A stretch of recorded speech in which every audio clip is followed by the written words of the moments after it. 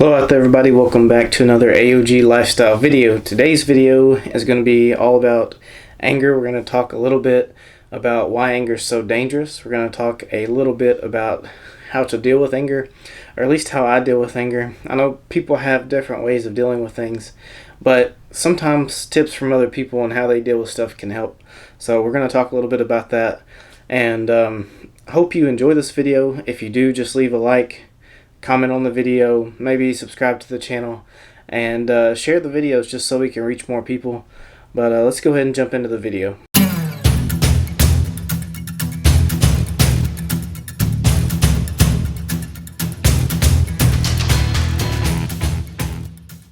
Alright, so let's go ahead and talk a little bit about anger or wrath and why anger and wrath can be so dangerous. And as usual, I'm going to start off talking about this particular topic by reading some out of the Bible. And we're going to be in Ephesians, and we're going to be in chapter 4. I'm going to read to you verses 26 and 27. And verse 26 says, "Be ye angry and sin not. Let not the sun go down upon your wrath, neither give place to the devil." Now, what I feel like the Bible's trying to tell us here is that if we act and say things out of anger or out of wrath, that the devil is going to kind of get a victory here, that the devil is getting what he wants. And to continue talking, I'm going to go ahead and flip over to James, and we're going to be in chapter 1. I'm going to read to you verse 19, and it says, "Wherefore, my beloved brethren, let every man be swift to hear, slow to speak, and slow to wrath." So here it highlights the importance of being a good listener to someone and interpreting what someone is saying to you and not getting angry about that and speaking back to that person. But let's go ahead and look at the word again. It says that you want to be slow to speak and slow to wrath. And I think it says those two together because God knows that when we get angry, that we're very much more likely to say things that we do not mean. And I'm sure many of you out there have been in that same situation, because how many times have we got into an argument with a parent, with a spouse, with a best friend, with maybe you have kids, son or daughter, and out of anger you said something that you know that you would not have said if you were not angry.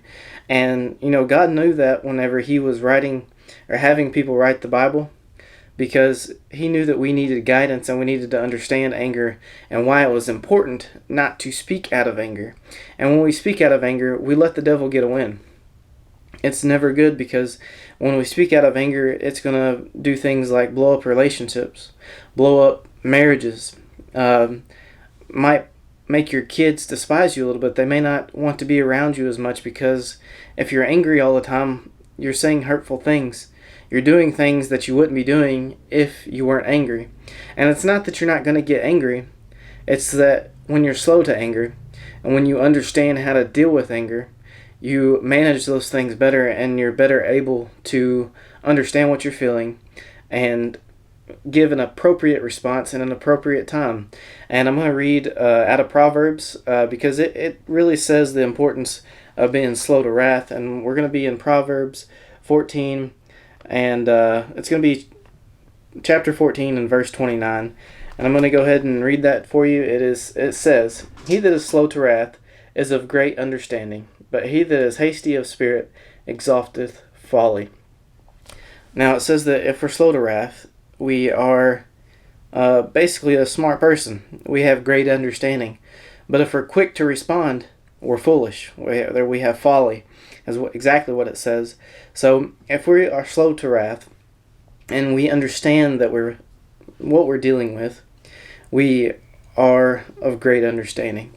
But if you immediately act out of that anger or wrath, you're a foolish person. And that's not something I want to be, because that can have very bad effects on anybody around you that deals with you. When you're somebody that acts out of the irrational emotion of anger, you need to be able to deal with anger. And that kind of gets me on the second topic we're going to talk about today, how I deal with anger. And hopefully some of the tips that I give you will help you deal with anger in the future. So let's go ahead and talk about that a little bit. Alright, let's talk a little bit about how I deal with anger. And I think one of the first things that I have to say when dealing with anger is very simple. and that is just understanding when you're angry. You need to be very clear to yourself and honest with yourself about when you're angry, because sometimes we try to tell ourselves, no, I'm not angry. No, no, no, that's not me. You need to understand when you're angry, so that when you do understand, you can go ahead and do the second tip that I have for you, and that is stop saying things out of anger. Not just because you want to, but because you love God and you want to listen to His Word. And also what God has said about what will happen when you listen to Him. And if we stop acting out of our own anger and trying to win our own battles when people bring us tribulation, He has told us here in 2 Thessalonians, it's kind of hard to say, but I got it out. So 2 Thessalonians chapter 1 and verse 6. I'm going to go ahead and pick up the Bible and read that for you. And it says, "Seeing it is a righteous thing with God to recompense tribulation to them that trouble you." So understand when you're getting mad at somebody because they're trying to bring tribulation to you, that God is going to fight that battle for you. I've been through a lot of battles. Not really. More like just games and sports and different things like that, and sometimes those are very hard to win. And I've been in some fights in my life because, well, I was dumb. I acted out of anger. If I would have known what I know now, I wouldn't have done that. Because if I would have known that God is going to come for those people that cause me tribulation, I would have known that I could never lose. And that not only would I never lose, I don't have to worry about bearing any scars from the battles that I've lost. But knowing that God is going to come and fight for me and against anybody that brings me tribulation gives me a lot of peace. And it also enables me to bring myself back down when people try to make me mad enough to say or do things to them that I know as a Christian I shouldn't do. So I guess one of the main tips you should learn for this is just understand that when you're facing somebody that is really trying to hurt you or make you mad, just know that God is going to come fight those battles. You don't need to go to war to win, because God is going to fight your battle for you. Alright, so I've told you how I deal with anger. Now I want to talk a little bit about one particular testimony that I have about dealing with anger. And in this particular testimony, I was at work, and while at work, I was told to go to a position that I really didn't want to do. It wasn't where I was assigned to be. There was other people that could have went, and I felt like I was being kind of singled out, and I didn't think it was fair. I'll be honest, it might have been something I should have just sucked up and went to anyways, but what I was about to do was say a bunch of words that were on the end of my tongue that I wanted to say to that particular supervisor that day. And I know that it wouldn't have turned out well. Either it would have ruined a potential friendship and a potential testimony like I'm able to give right now. But instead, what I did was think about how God has told me to be slow to wrath and not to act out of my anger. And whenever I thought about that, I thought, well, but he needs to hear this. And then I thought about, but God said He'll fight my battles for me. So I bit my tongue and I did what was asked of me, and I went to the place that I was being told to go regardless of what I wanted. And lo and behold, when I got there, there was somebody there that needed advice about the gospel, that needed advice about what church they wanted to go to, and needed advice about what to believe in. And I got a chance to share the gospel and kind of give this person advice about who Jesus is and what church they should go to, and encourage them to go to church. And had I acted out of my anger, that wouldn't have been possible.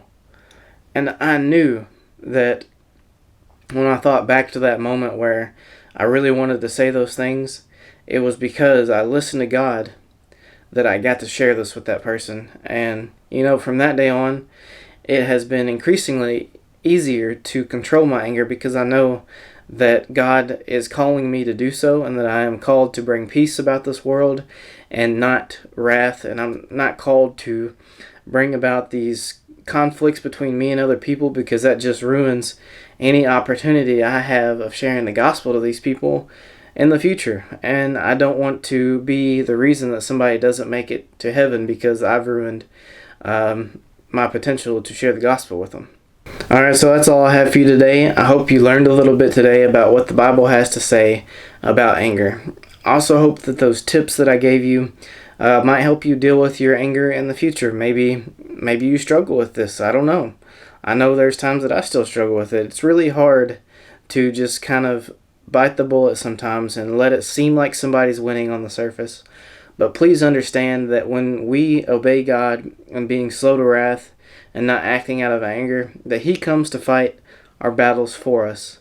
And when God's fighting for you, you're always going to win. Just know that He's got your back. And as always, keep on the full armor of God, and like the video, share all this stuff. Let us reach out to more people. That's what this is all about. And I hope you have a good day, and I hope you have a blessed day.